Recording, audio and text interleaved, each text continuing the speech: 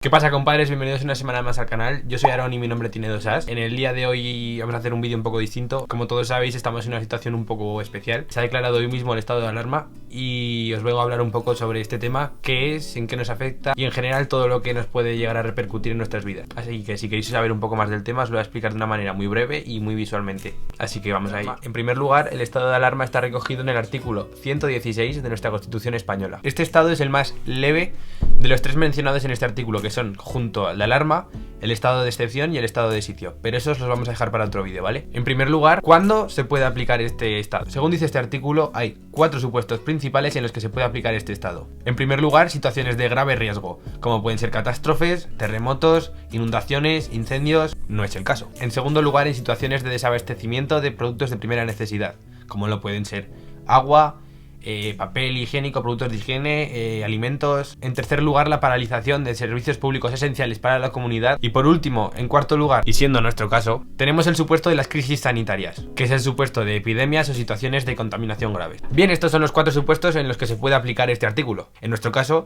nos compete el último apartado, el cuarto, que es el de las crisis sanitarias. Como todos sabéis, la OMS ya ha declarado el coronavirus o el COVID-19 como una pandemia.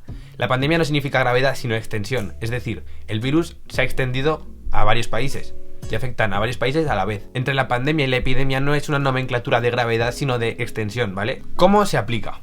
El estado de alarma será declarado por el gobierno mediante un decreto que ha de ser acordado en un consejo de ministros. En este texto deberán aparecer 3 cosas. En primer lugar, el ámbito territorial al que afecta.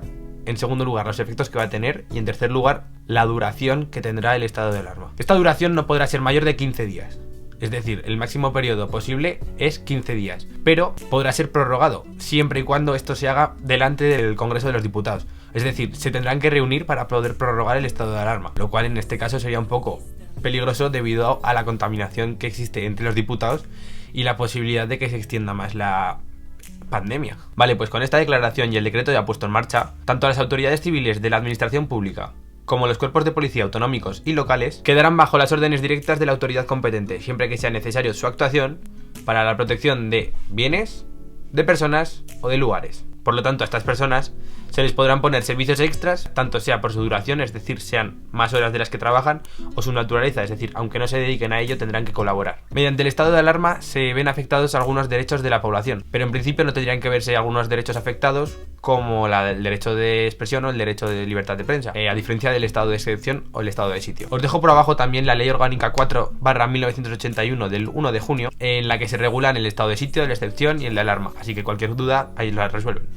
¿En qué consiste el estado de alarma? A través del estado de alarma se podrá 5 puntos principales. En primer lugar, se podrá limitar la circulación o permanencia de personas o vehículos en determinadas horas y en ciertos lugares, o condicionarla mediante ciertos requisitos. Esto lo podéis entender como una especie de toque de queda. Digamos que en nuestro caso solo se podría salir a la calle por motivos de fuerza mayor, es decir, o para ir al médico o para ir a comprar, siempre y cuando no lleguemos al punto de que está Italia. Que es decir, ahora en Italia tienen que salir a la calle con un permiso de la autoridad. Es decir, si no tienen un permiso y les ven por la calle, van directamente al cuartelillo.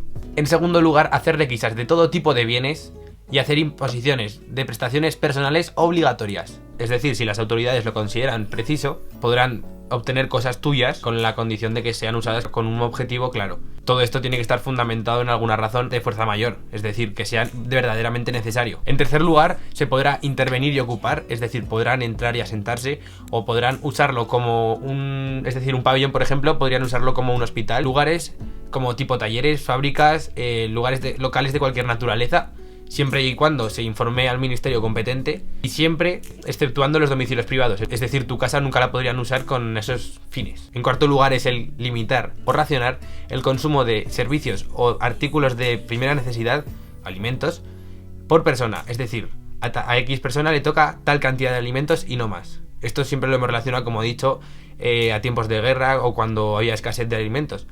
Pero en el caso de que hubiera una psicosis tal que no hubiera abastecimiento, relacionado con el punto siguiente que ahora veremos, se podría llegar a limitarlo por persona. Y en el quinto lugar, también se podrán interponer órdenes para el abastecimiento de supermercados. Es decir, todas estas medidas, estos 5 puntos, son los que se pueden aplicar mediante el estado de alarma. Así que ya sabéis, espero que este vídeo os haya servido un poco más para saber lo que es el estado de alarma.